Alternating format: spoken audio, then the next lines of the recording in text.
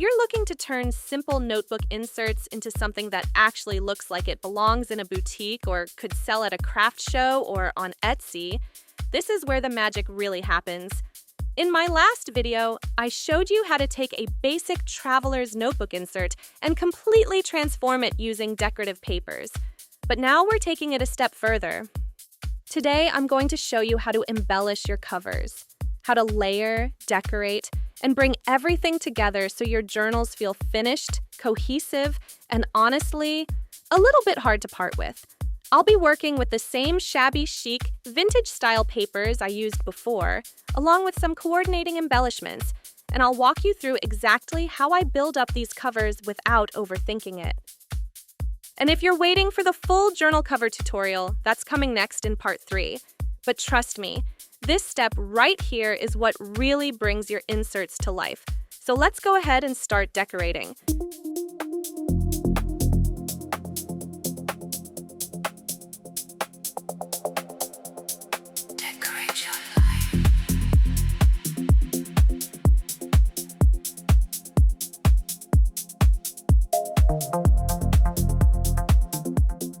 We're going to use layers to decorate an already beautiful cover, using embellishments like lace, doilies, fussy cut pieces, flat back pearls, and if you have some neutral toned die cuts, don't be afraid to bring those in as well. When adding your lace to the cover, don't rely on just hot gluing what you're putting on top of the lace, hoping that the adhesive penetrates this piece. Make sure to glue down critical pieces such as the outer and wider parts of the lace design. This will ensure longevity in your project. I absolutely love the look of a doily in a shabby chic project, but I tend to stay away from the traditional paper doilies. I find that the paper can be a bit too flimsy, especially for projects like junk journals that are meant to last, so I like to make my own. I really encourage you to try this as well. Whether you're using a doily punch or a metal die, go ahead and reach for a heavier cardstock. It gives you a much sturdier base and holds up beautifully when you're layering your embellishments. One of the things I love most about embellishing a shabby chic design is that there really aren't any strict rules. If it's soft, elegant, and in those beautiful cream tones, you can bet I'm going to use it. That's what makes this style so much fun. You can mix lace, pearls, and vintage elements to create something that feels layered, cohesive, and completely your own. As I'm layering these pieces, you'll notice I'm mixing different textures and elements, and that's really what gives your junk journal that soft, shabby chic look. Some of the pieces I'm using are from my own collection, but I always like to mix in things I already have on hand too. So definitely don't feel like you need anything specific to get started. This is a great way to use what you already have in your stash. And if you do happen to see something you like, I'll have everything linked for you below. When you're layering embellishments onto your traveler's notebook insert cover, it really helps to start with one piece that's going to make an impact, something that becomes the focal point of your design. For this insert, I'm using this beautiful Victorian portrait as my focal point. It's part of the junk journal kit I'm working with, and it really sets the tone for the entire cover. From there, everything else just builds around it. I love how all the elements coordinate. It makes the whole process feel easier and helps you create a cohesive, finished look without overthinking it. One of the things I really love about this process is that I can pull from my stash and use a variety of embellishments to bring everything together. For example, these beautiful shabby chic corners I'm adding to the cover have actually been sitting in my stash for quite some time, and this is the perfect project to finally use them. And if you don't have ready-made corners, don't worry. You can absolutely create your own.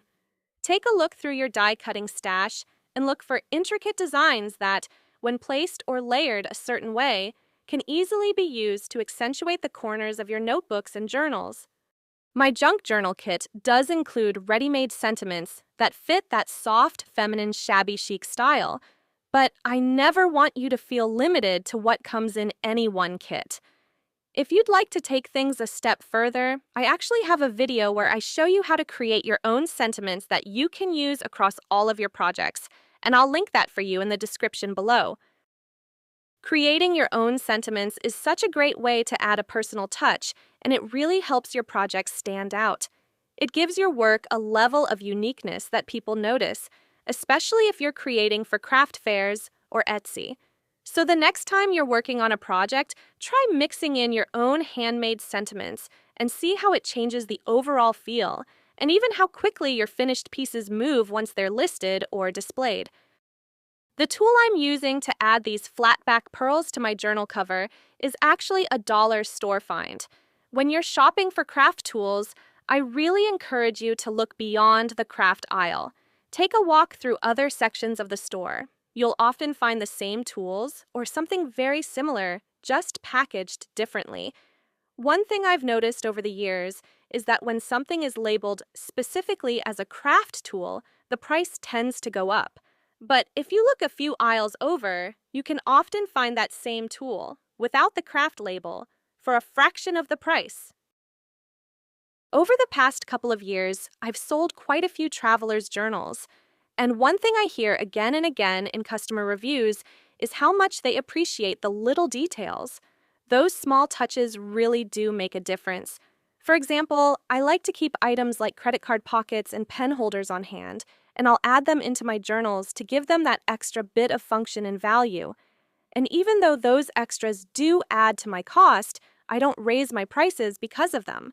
I've found that keeping my pricing fair while offering more value has helped me build repeat customers, people who come back and shop with me again and again.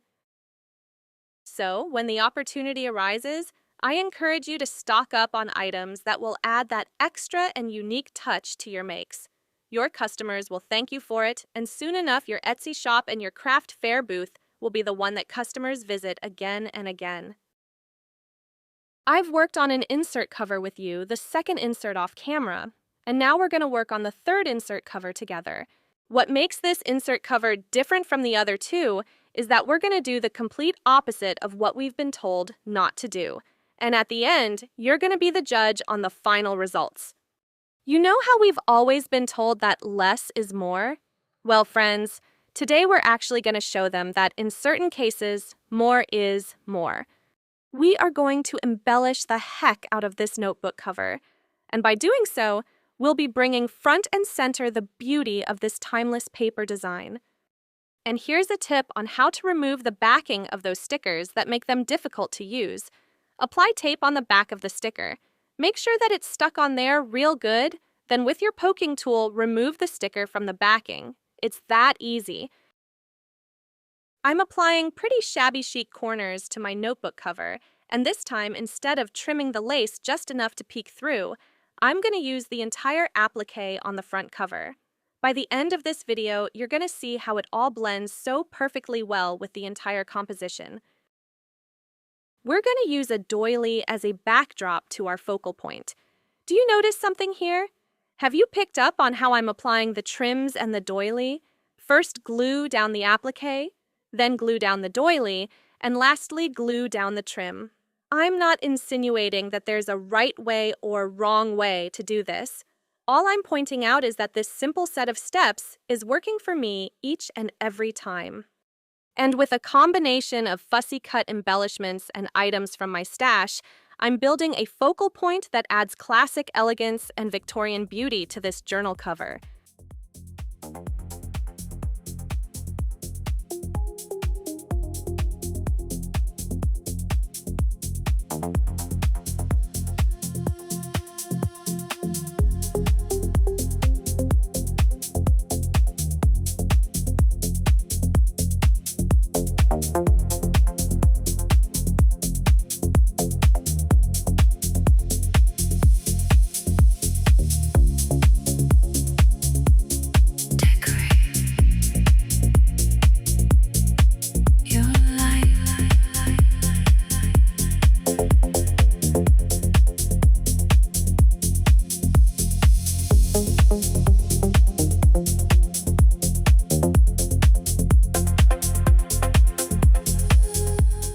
And last but not least, the final touches consist of a mini bow and clear flat back pearls of different sizes here and there.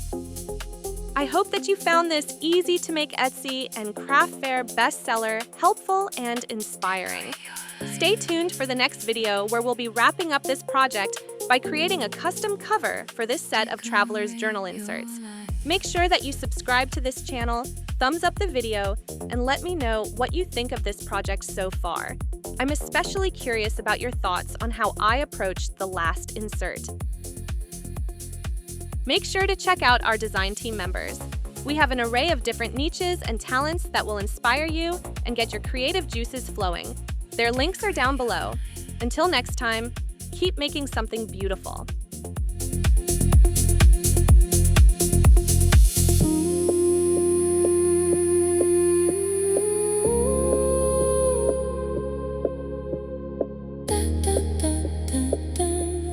Decorate your life.